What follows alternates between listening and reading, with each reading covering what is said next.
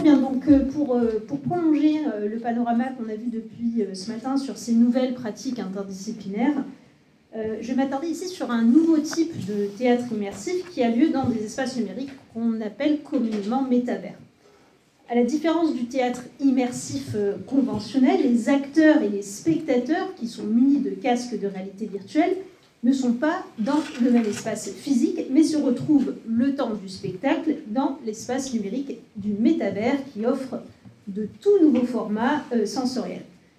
Même dans le cadre du théâtre immersif, qui est de nature expérimentale par rapport à d'autres pratiques scéniques contemporaines, la transformation est profonde.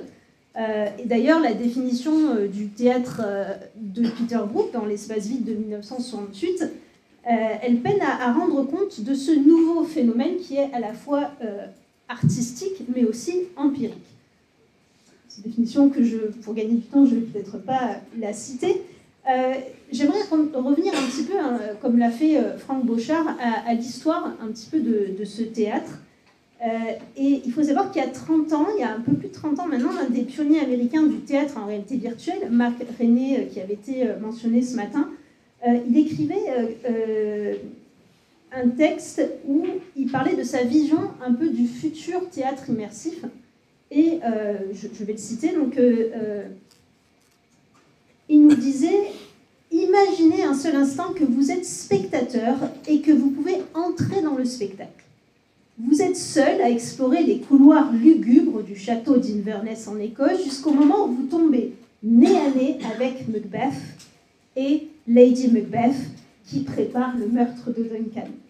Pour rejoindre cette expérience théâtrale, le spectateur n'aurait même pas besoin de sortir de chez lui. » Fin de citation. 10 ans plus tard, c'était au tour de la théoricienne américaine Christiane Paul, dans son ouvrage Digital Art, de reconnaître l'impossibilité technique d'un tel théâtre. Elle nous disait « L'immersion complète dans un monde simulé qui permettrait au spectateur d'interagir avec tous ces éléments est plus de l'ordre d'un rêve qu'une réalité. » En décembre 2024, cette vision d'un théâtre immersif d'un nouveau genre est cependant devenue réalité. Je veux dire qu'il a même dépassé certaines attentes de l'époque.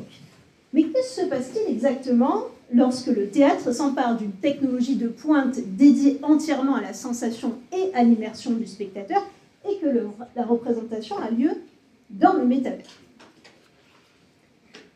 D'évidence, le contrat de spectacle entre artistes et public est métamorphosé. Dans le métavers, la seule définition opérationnelle du théâtre qui pourrait s'appliquer est celle d'Eric Bentley, que je cite dans son ouvrage The Life of Drama de 1964, et il décrit l'acte théâtral comme un phénomène où, je cite, A représente B pendant que C regarde.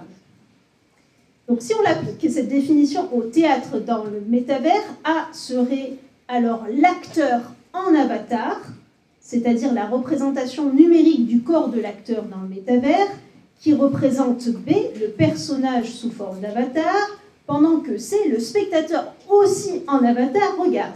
Donc je vais vous montrer un exemple, peut-être pas très parlant effectivement. Le problème, c'est qu'il faut vivre ces expériences pour vraiment se rendre compte au niveau sensoriel de ce que ça donne, mais je vais faire de mon mieux.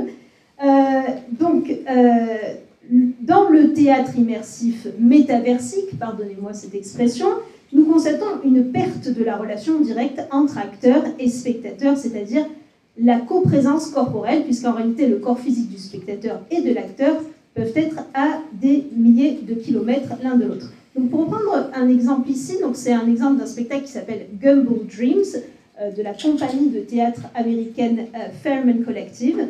Et là, vous voyez un acteur, donc à gauche, qui s'appelle Steven Buchko, qui va devenir un avatar, je vous laisse deviner lequel, parmi la compagnie Fairman Collective, qui va ensuite jouer le rôle d'un personnage en avatar, très différent de lui, avec d'autres spectateurs qui le regardent. Et ça, ce serait un acte de théâtre, un acte théâtral métaversif. Donc, pour étayer mon propos et rester dans le temps imparti, je propose de comparer deux spectacles de théâtre immersif, l'un en présentiel de la compagnie de théâtre britannique Punchdrunk. la Chambre de Viola, qui a lieu en ce moment à Londres. Donc si vous voulez y aller, c'est maintenant jusqu'au 23 décembre. Et un autre spectacle qui a lieu dans le métavers, vous pouvez aussi y aller, vous voyez, vous avez les dates. Ça se passe dans un espace qui s'appelle VRChat. Donc que ce soit au niveau de la chambre de Viola, de Punchdrunk ou Welcome to Respite de Ferryman Collective, le spectateur est immergé dans une autre réalité au moment du spectacle. Pour Welcome to Respite, c'est surtout le casque de réalité virtuelle qui permet une immersion plus ou moins totale dans l'environnement fictionnel du spectacle. Dans la chambre de Viola, le processus d'immersion se fait aussi en partie grâce à la technologie, puisqu'il est demandé aux spectateurs de se déplacer en suivant uniquement la lumière et de mettre un casque audio sur la tête qui lui permet d'entendre à la fois la voix de l'actrice Helena Bonham Carter et tout l'univers sonore du spectacle. Même si les deux spectacles constituent une expérience sociale de groupe, donc on peut avoir jusqu'à 8 personnes dans Welcome to Respite et jusqu'à 5 personnes pour Violet's Room, il y a des différences notoires entre ces deux modes de spectacle immersif. Du côté de la chambre de Viola, l'immersion se fait par une utilisation particulière des sens du spectateur. On lui demande d'être pieds nus, comme dans The Roaming qu'on a vu tout à l'heure de Mathieu Prada, dont on joue avec les sensations et les perceptions du spectateur, que ce soit au niveau de la vue, de l'ouïe, du toucher ou de l'olfaction. On joue aussi avec sa vision, puisqu'il déambule dans un espace peu éclairé et se retrouve à certains moments dans le noir complet. On joue avec son ouïe au rythme de la voix d'Helena Bonham Carter et du paysage sonore imaginé par Gareth Roth. Mais du côté de la réalité virtuelle, pour Welcome to Respite, l'immersion se fait d'une manière plus singulière, puisque le spectateur est chez lui, mais il retrouve les autres spectateurs et les acteurs dans l'espace virtuel du spectacle. Plus surprenant encore, le spectateur, tout comme les acteurs, a non seulement la sensation d'être dans un autre monde, mais aussi la sensation d'être dans un nouveau corps. Effectivement, un tel dispositif de réalité virtuelle, par le biais de ce qu'on appelle les 6 degrés de liberté, nous invite à revisiter notre schéma corporel qui est convoqué dans une nouvelle configuration, celle de l'avatar. C'est-à-dire que cette technologie offre la possibilité à chaque utilisateur de s'émanciper de sa condition charnelle ordinaire par le biais de l'avatar, qui correspond à un procédé de substitution partielle, voire totale, du corps physique, permettant à la fois d'entrer en relation avec l'autre dans le monde virtuel, et en même temps avec l'environnement, mais aussi de construire son identité, tantôt perçue comme un jumeau numérique, c'est-à-dire un simple prolongement de la réalité physique, tantôt compris comme un corps aux formes changeantes selon les choix de l'utilisateur. L'avatar s'adapte ainsi à la complexité de la nature humaine et à des considérations intersectionnelles de l'identité. Pour le dire autrement, l'utilisation de la réalité virtuelle pour ce type de spectacle est très différente de l'utilisation de la réalité mixte dans un spectacle comme La Germination de Joris Mathieu et Nicolas Boudier, dont on a parlé ce matin, où les spectateurs pouvaient voir à la fois la réalité physique autour d'eux et le supplément numérique créé pour le spectacle. Dans Welcome to Respite, le spectateur est coupé de la réalité physique autour de lui pour une immersion dans un tout autre univers, puisqu'il commence le spectacle dans une chambre pour enfants géante.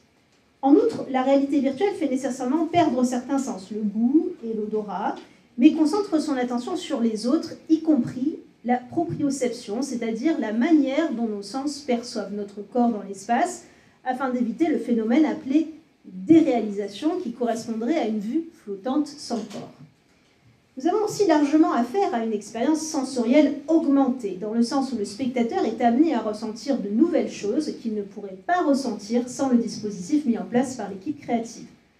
La prise en compte de l'échelle dans la réalité virtuelle illustre parfaitement ce propos, puisqu'elle offre des possibilités performatives innovantes, devenir un géant ou être miniaturisé, en accord avec le principe habituel de suspension consentie de l'incrédulité.